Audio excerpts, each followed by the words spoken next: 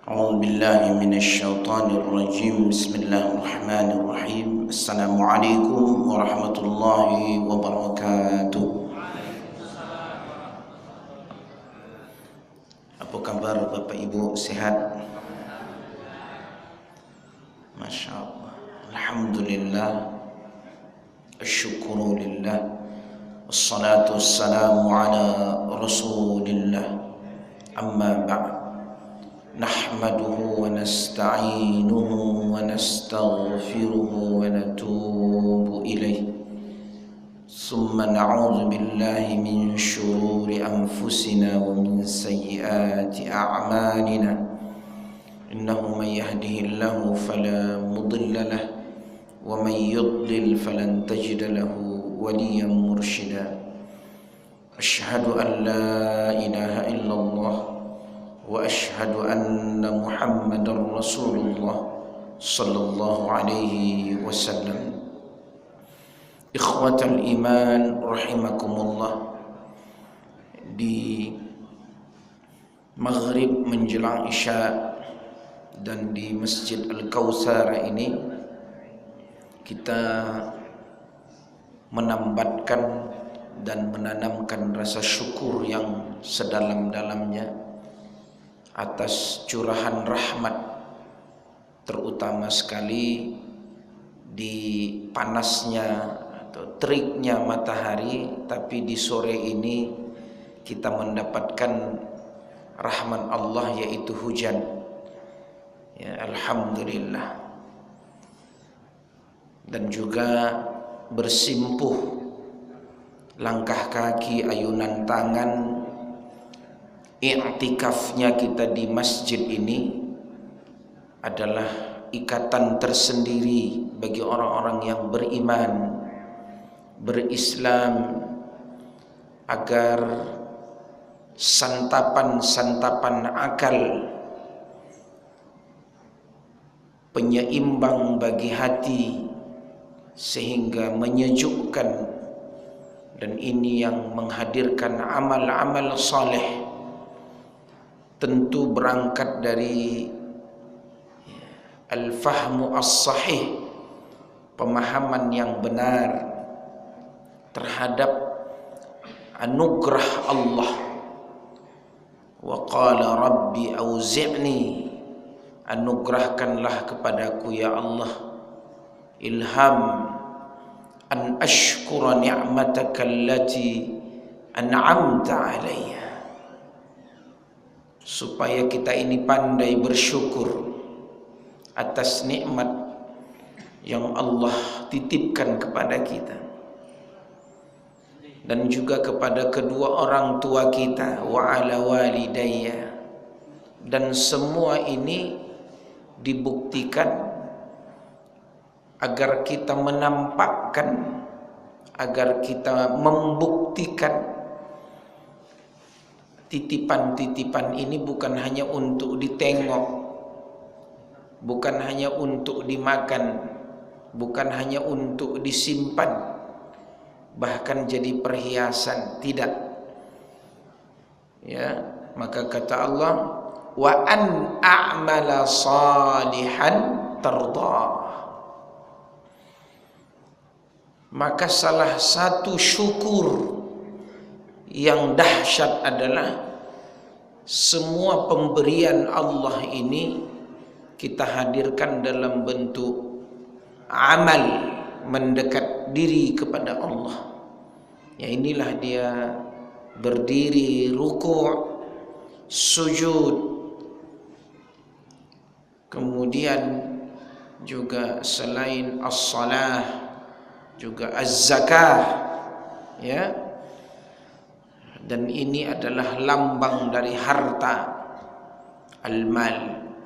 Dan insya Allah kali ini bab berkaitan dengan pembahasan fi zammil bukhli wal hirs, yaitu tercelanya seseorang yang celit, ambisius, ambisi terhadap harta, wa tama', tamak, ya. Wa zammul mal wa madhuh wa madhul qana'ah was sakha. Jadi ada kala seseorang ini terhina, bahkan ketika dia benar-benar sudah tercebur kepada cinta harta, maka namanya yang agama melekat pada dirinya hingga kehormatannya kadang tergadaikan hanya karena kedekutnya, apa namanya itu, celit lah, ya, pelit, sempilit. Karena orang celit kuburnya sempit, kira-kira begitulah. Ya. Orang rakus macam tikus, ya kan?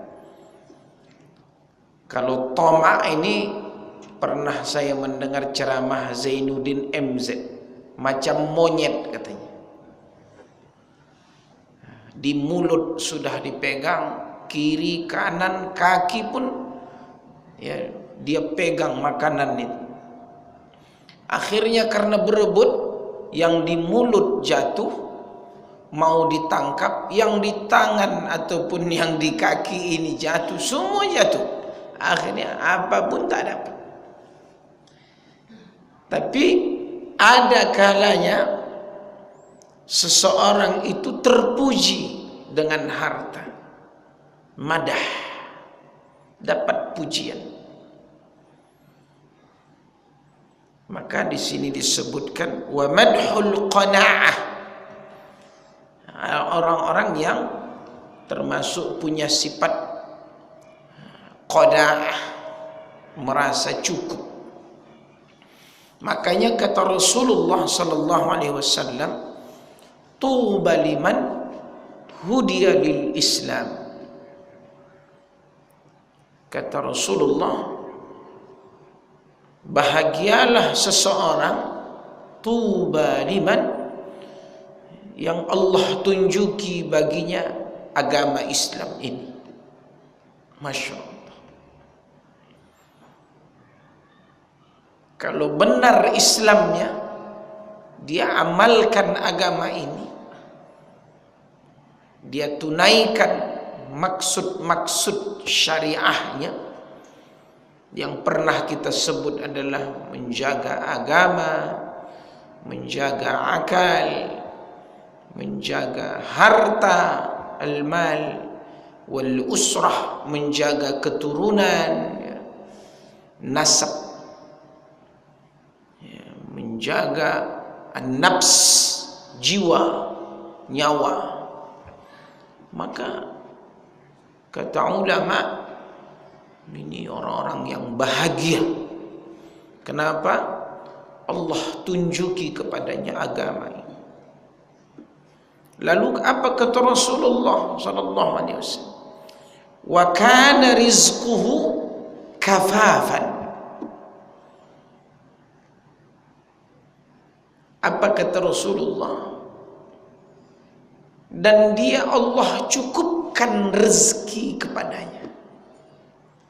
Dan dia pun merasa cukup apa yang Allah rezekikan kepadanya. Karena berapa banyak manusia, seseorang yang Allah kasih tapi tidak cukup. Selalunya melihat orang lain, membandingkan, merasa diri dia seolah dihinakan oleh Allah. Ini kata Allah di surah Al-Fajr, ya kan? Fa ammal insanu idza mabtalahu rabbu fa akramahu wa na'ama fa yaqulu rabbi akram. Wa amma idza mabtalahu faqadara alaihi rizqah. Tapi ketika, kalau bahasa sekarang, Tidak cukup. Allah uji dia. Allah kadar rezekinya. Fayaqulu ahanan. Wah, dia ngamuk. Padahal aku dah sholat, rajin ini, rajin itu. Kok yang dia yang kaya, saya yang miskin. Makanya kata Nabi sallallahu alaihi wasallam, wa kana rizquhu, maka sesungguhnya rezekinya kafafan, cukup.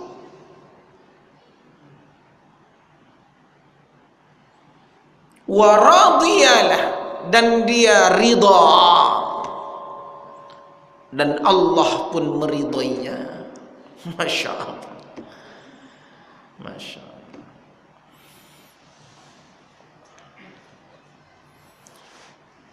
Dan kalau dalam Al-Quran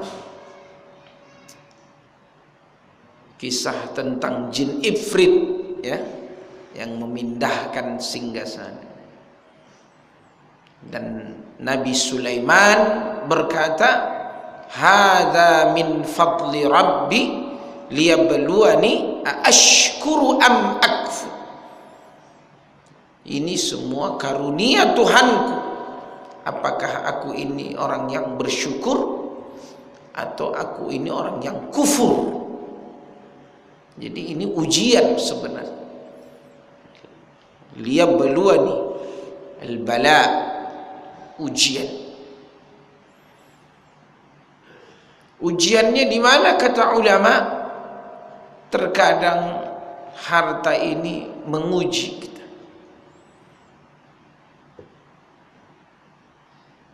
Dulu ngontrak, sering ke masjid. Begitu punya rumah, tak nampak. Dulu punya sepeda motor, azan, belum ke kos-kosan, kontrakan, di masjid saja. Kenapa? Rumah sempit. Kalau masjid lapang. Tapi karena sudah punya rumah, di rumah saja. Kenapa? Banyak yang mau dibereskan,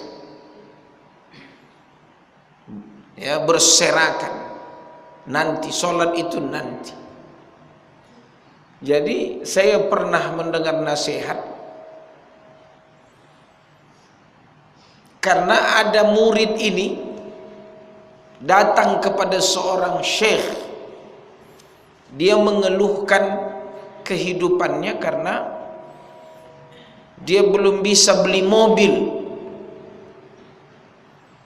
sementara teman-temannya mobil mewah-mewah, bahkan jumlahnya tidak satu, lebih dari satu. Sementara dia tidak diberi, belum ada mobil. Dia minta nasihat, apa ada yang salah? Kira-kira begitu, ya. Apa yang salah? Kata syekh ini, ya akhi, ushkurullah, kau ini tidak ada salah. Kau hanya tinggal apa? Bersyukur saja. Kaget. Ini minta tips supaya dapat mobil, dibilang disuruh kau tidak bersyukur.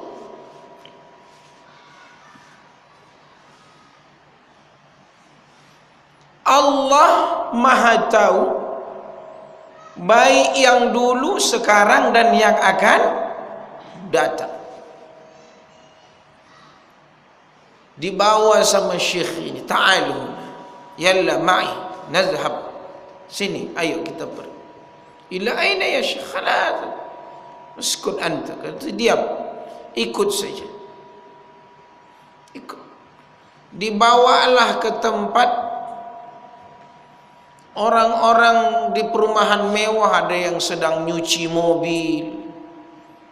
Pergi dibawa ke bengkel, mobil-mobil mogok. Syuf anta, coba lihat sini, tengok itu. Ini orang pergi ke masjid, dia cuci mobil. Kurang syukur katanya. Berapa banyak orang seperti ini disibukkan gara-gara mencuci mobil, hilang ibadahnya. Anda sudah terbebas dari waktu-waktu yang menyibukkan seseorang dari mengurus mobil, mencuci mobil.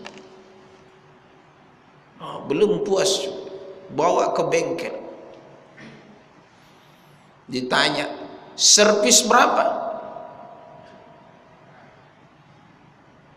Ganti oli berapa? Salon mobil berapa? Kalau lecet, kalau bonyok, coba Anda terbebas dari ini semuanya. Masya Allah.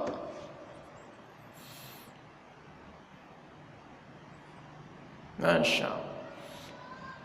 Coba ibu, dulu waktu miskin, tidak punya piring kaca, misal contoh saja, mau terlempar, terbanting, terinjak bantai lah situ, harganya paling 3.000, dipecah belah 5.000.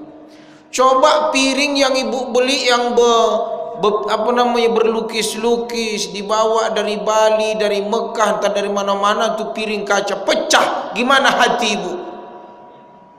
5 hari 5 malam tak laku makan. Ini contoh saja. Merungut, merepet, sampai ada kejadian seorang anak kurang kasih sayang karena ayahnya sibuk mengurus mobil. Anak ini tidak dapat perhatian, kerja. Datang anak ini inisiatif melukis tulisan di mobil pakai paku. Mobil mahal pak, dicoret pakai paku, ditulis, kreatif. Minta apa? Supaya dapat perhatian. Nampaklah sama ayahnya, Allah ya Rabb. Karena di bawah sadar, diambil tangan anak ini, ditokok bu, pakai martil. Hancur tangan anak. Begitu sadar, ibu ini anak cacat bu. Allah.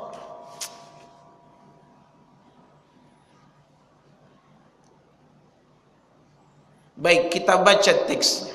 Ini saya memprolog ini supaya kata ulama, harta itu hanya di mana? Cukup di sini saja. Jangan. Kenapa? Karena Allah mengajari kita ketika Allah menyebutkan liyabluwakum, ya kan? Ya, bahasa ini ayat Al-Qur'annya, kalau istilah surah Al-Baqarahnya, sebelum kalimat inna lillahi wa inna ilaihi raji'un itu apa? Wala nabluwannakum bisyai' minal khawf wal ju' wa naqsim minal amwali wal anfus was samarat wa basyiris sabirin alladzina idza asabathum musibah qalu inna lillahi wa inna ilaihi raji'un. Saya pernah merunutkan satu materi, ketika itu saya diundang berceramah tentang seorang ibu yang tak menerima anaknya itu meninggal kena DBD waktu itu. Dan anak si matawayang, apa istilahnya, anak tunggal satu-satunya, lama dapatnya. Di SD itu kena denggi, kena apa namanya, nyamuk malaria, meninggal. Trombositnya rendah.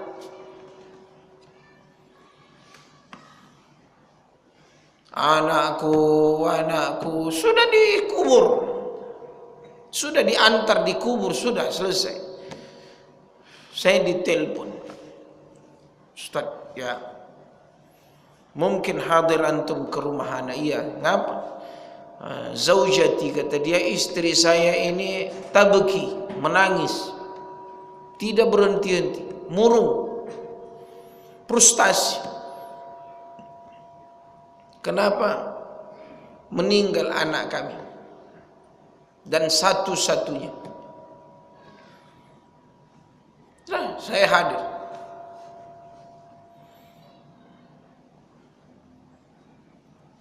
Terkadang kita lupa bahwa seluruh alam jagat raya dan seisinya, inna fi khalqis samawati wal ard, ini ma fis samawati wal ard ini, lupa terkadang karena cintanya kepada ciptaan, lupa bahwa ini adalah milik siapa? Siapa? Milik Allah, milik Allah. Jadi yang pertama itu apa kata ulama dalam tafsir ayat tadi ini? Al-awwal fal-awwal huwa al-istirja. Supaya kita tidak stres memikirkan apa yang Allah ambil dari kita, maka yang pertama itu adalah istirja, memulangkan inna lillahi wa inna ilaihi raji'un, bahwa anak ini milikmu ya Allah, kau yang ciptakan, maka sesukamu. Kalau engkau ambil, kalau kau bilang hidup, ya hidup bersamanya. Di situ dia mulai, karena dia merasa yang mengandungnya, menyusukannya, membesarkannya, dan itu satu-satunya, dan dia itu merasa itu milik dia. Nah, itu istirja, memulangkan, ya Allah, bahwa ini anak ini milikmu. Kapan saja kau panggil, selesai. Nah, istirja. Maka Nabi Sulaiman tadi di surah An-Naml tadi disebutkan di ayat 39-40 ini. Hadza min fadli Rabbi. Ini karunia Tuhanku. Anugerah dari Allah. Maka di sini disebutkan, i'lam annal mal la yazummu li zatihi bal yaqa az-zammu li ma'na minal adab. Sebenarnya bukan hartanya yang terhina, zatnya bukan, tapi manusianya, oknumnya yang salah. Kira-kira begitu artinya.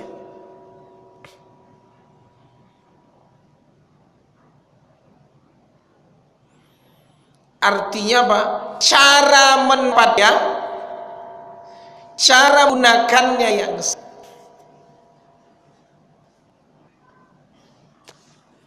Wadzalikal ma'na imma syiddata harsi. Ini perhatikan. Yang demikian itu bermakna karena bisa jadi seseorang itu terlalu ambisi. Maka kata Rasulullah, tidaklah bertambah umur anak Adam, bertambah tua seseorang, kecuali bertambah pula ambisi dan angan-angannya. Hirsuhu wa tulul amal wa tulul amal, panjang angan-angannya. Apalagi zaman sekarang, kadang menipu keadaan. Dari belakang nampak macam gadis, rupa dari depan dah nenek-nenek. Kena bergaya tadi, merasa masih gadis saja. Oh, rupa di atas lah berubah. Tengok ke dalam gigi lah tercabutnya 3, 4. Habis. Tengok duduk nak bisa lagi bersila. Kenapa? Lah kesemutan. Macam mana? Karena ambisi tadi, apa yang terjadi? Under capacity. Maksudnya apa?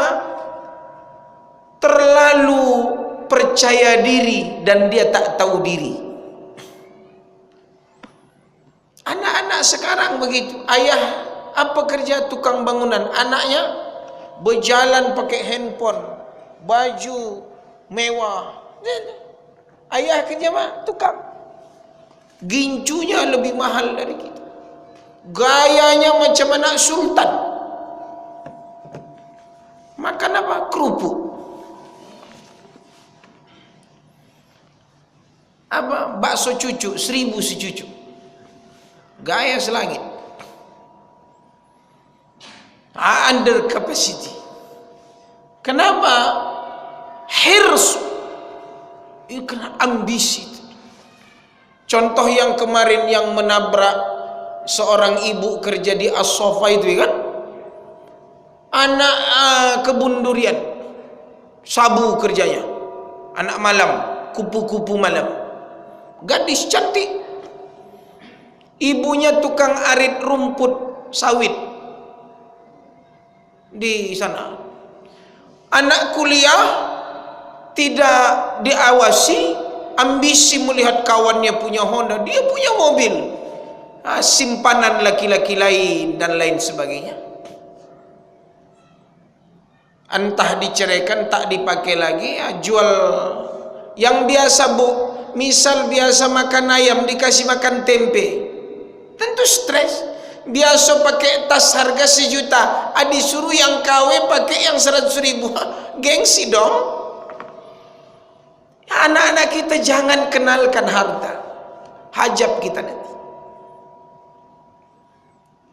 Sulit dia memeluk kita, umur 60-70 dah bau obat, bau kayu putih. Syukur baru minyak telon, masih macam bau bayi. Kalau dah minyak urut, akar kayu, akar ibu bau katanya. Dia enggak. Habis tinggal kita, antar aja panti asuhan. Jadi anak gadis tadi, saya yang menceritakan ini, saya tidak nonton, cuman ada pengurus masjid asal kebun durian. Buat malu aja dia ni, rupanya anak trans kata dia. Saya tidak tahu, dia ceritakan. Diselidiki mereka ni, diselidiki. Siapa anak kebun durian? Jadi anak-anak yang dibesarkan di milenial Z, generasi Z, alfa, entah apalah nama sekarang ini, itu apa? Ngafe. Perempuan pakai ngefef, tahu fef? Mak-mak pun dah banyak pakai fef ini. Wah, luar biasa. Healing, stres, mama stres, mama muda stres, hantu. Apa dia hantu? Gundurwo. Tak malu. Kenapa? Gaya. Akhirnya tadi seperti tadi, hirs, ambisi. Maka ulama orang-orang dulu mengenalkan anaknya apa? Hal-hal yang susah dalam hidup ini. hal-hal yang memang bagaimana menabung, bagaimana baju yang robek dijahit, bersyukur, ya. Sehingga dulu kita tengok nenek-nenek nampak aja susah, kalau dibongkar buntelan-buntelan emas semua itu. Makanya begitu dia mau haji tinggal pesan haji dia. Sekarang Honda kredit, mobil kredit, rumah kredit, gigi kawat pun kredit.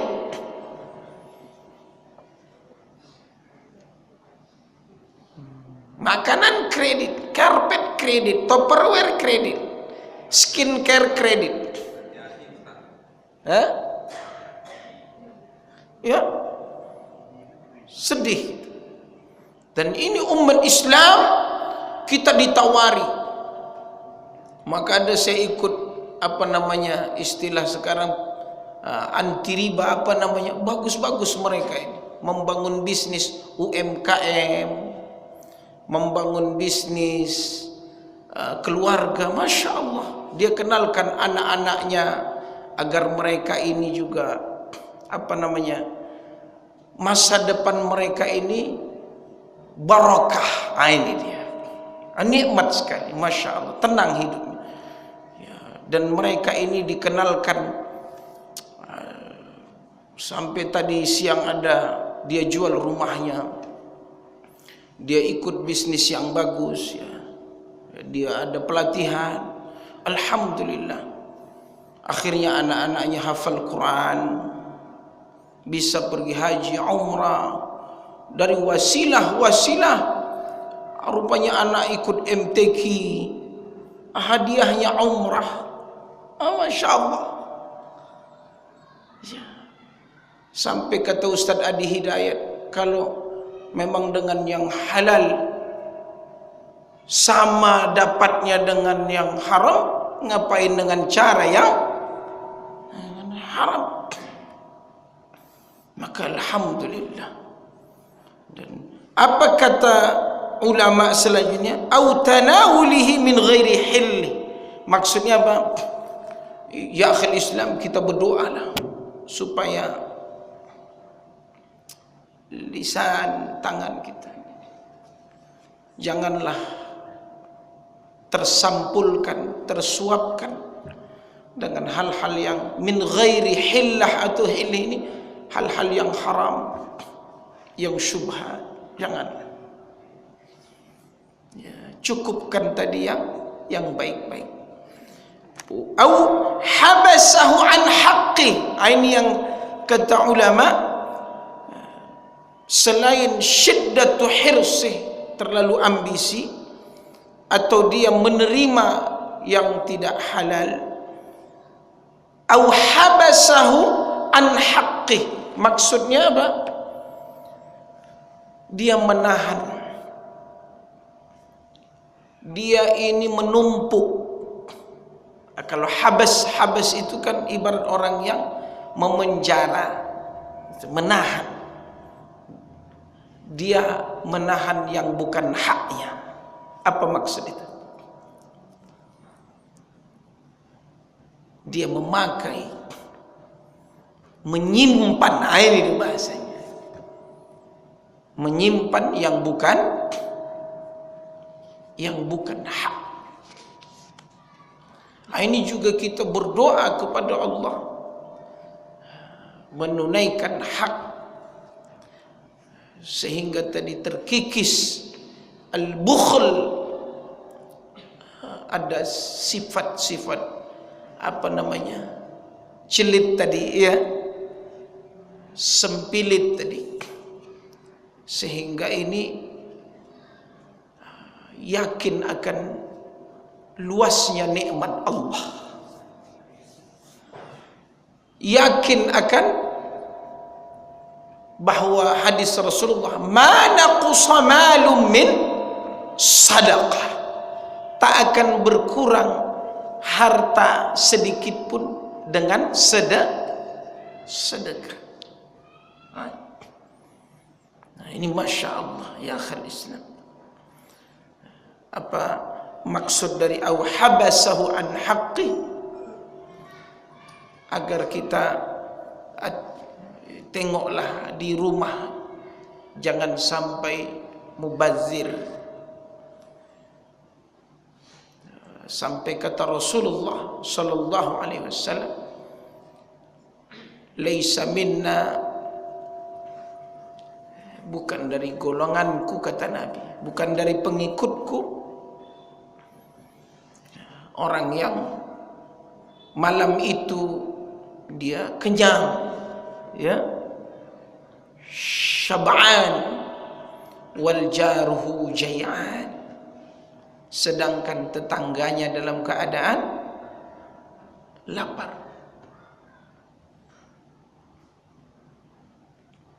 Ini akhir Islam mengharumkan nama keluarga dan mengajari anak-anak kita. Kalau orang-orang dulu tengok tuh, lihatlah susahnya dia, syukur kita ini, ya. Ini mengajari anak-anak kita tidak perlu mubazir, tidak perlu menumpuk yang berlebih-lebihan. Ada satu makalah yang pernah saya dengar begini. Zaman di mana umat itu ada penyakit, kekhawatiran masa depan itu berlebihan. Apa maksudnya? Sampai punya tabungan untuk anak nomor ini, anak nomor ini, cucu ini, cicit ini, punya rumah ini. Jadi sudah saya siapkan Ustaz, apa? Rumah besar. Rencana nanti kalau anak saya menikah di kamar ini.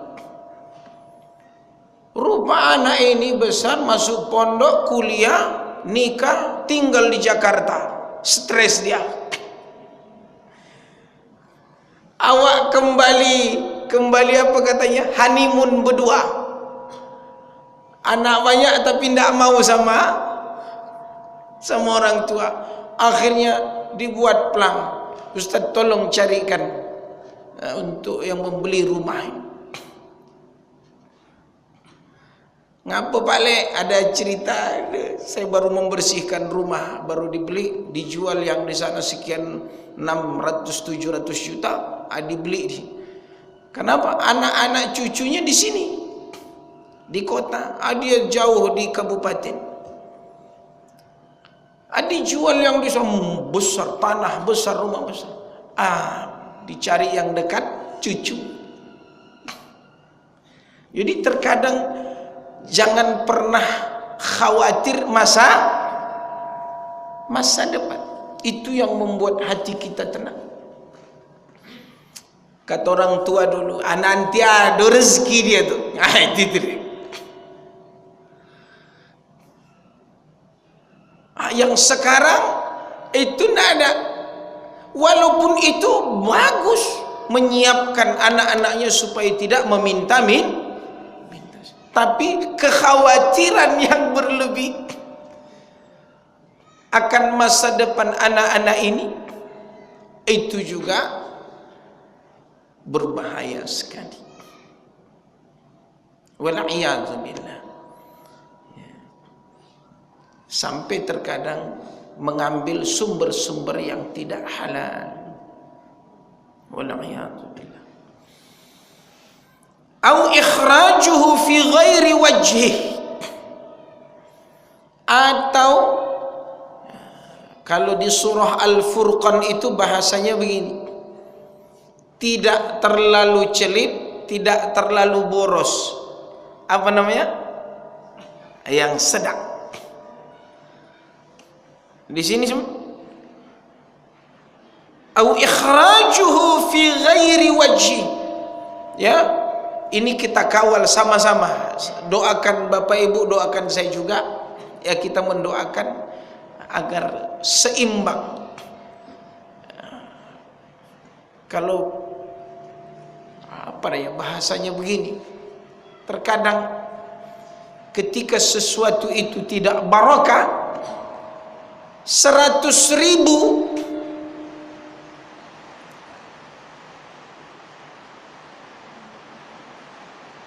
tercecer atau diminta orang 5.000 merepet, tidak senang atau tidak ridhonya begitu berkesan. Tapi jutaan hilang sia-sia, membeli barang tak terpakai, jajan yang berlebihan, membeli sesuatu yang tidak biasa-biasa saja. Maka kata ulama, au ikhrajuhu, membelanjakannya fi ghairi wajih, ya, tanpa ada perencanaan atau menghabiskan uang itu dengan cara yang berpoya-poya. Nah, ini juga zammul mal, bahasanya bisa menjadi orang tersebut tercela dengan harta tersebut. Wal'iyadu billah. Baik, apa kata Allah? Walihada qala Allah Ta'ala, dengan ini Allah Subhanahu wa Ta'ala berkata, innama amwalukum wa auladukum, dan anak-anak kamu, harta kamu dan anak-anak kamu, fitnatun, ujian. Ujian. Masing-masing kita, agar ini menjadi, kalau dalam hadis Rasulullah sallallahu alaihi wasallam menyebutkan, seorang orang tua, innar rajula la turfa darajatahu fil jannah. Orang tua ini kaget kenapa dia Allah golongkan menjadi ahlul jannah, penduduk syurga. Dan dia berkata, "Ay Rabb, ada apa ini? Kenapa ya Allah? Apa penyebab?" Kata Rasulullah dalam hadis yang masyhur, "Bi istighfari waladika lak." Karena anakmu di dunia yang keluar dari lisannya itu mereka beristighfar dengan menyebut Rabbighfirli wali walidayya. Anak-anaknya selalu memohon ampun akan dosa-dosa orang tua. Rabbana ighfir lana dzunubana wali walidayya warhamhuma kama rabbayani shaghira. Terakhir, wa fi sunan at-Tirmidzi anin Nabi sallallahu alaihi wasallam annahu qala, ma dhi'bani ja'i'an arsala fi ghanamin bi afsadin laha min hirsil mal mar'i 'alal mal wasyarafi lidini. Tidaklah 2 ekor serigala diutus ke kumpulan ghanam, kambing-kambing, tentu dia akan melahapnya. Bi absadin laha, tapi ada yang lebih mengerikan, yang lebih ganas. Apa itu? Manusia-manusia yang ambisi terhadap harta dan kedudukan, dan dia yang akan lebih merusak agama. Maka jangan sampai zaman sekarang keadaannya, kondisi ini, karena mudah membandingkan, menengok keberhasilan orang, mudah melihat bisnis orang, jual tahu bla bla bla bla, untung 200 juta, kan mudah nengoknya. Kontensnya viral, di like 1 juta orang, dapat duit pula setahun, sehari, sebulan 500 juta, ya kan dah, ya kan mudah. Maka jangan sampai ini merusak, kata Nabi, agamanya. Kenapa? Karena agama ini melekat pada diri kita. Maka tadi qanaah, semoga Allah, terutama kita di sini dan saya pribadi, minta didoakan agar kita Allah selamatkan dari fitnah terutama harta ini. Ini saja, mudah-mudahan ada manfaatnya dan menjadi iktibar bagi saya pribadi dan kita semuanya, dan semoga ini menambah semangat kita mendidik anak-anak kita kelak, mereka yang mendoakan kita dan mereka orang-orang yang berdiri rukuk sujud, yang mengangkat tangannya, sehingga ini yang menjadi asbab Allah kumpulkan kita di surganya. Billahi taufiq wal hidayah. Assalamualaikum warahmatullahi wabarakatuh.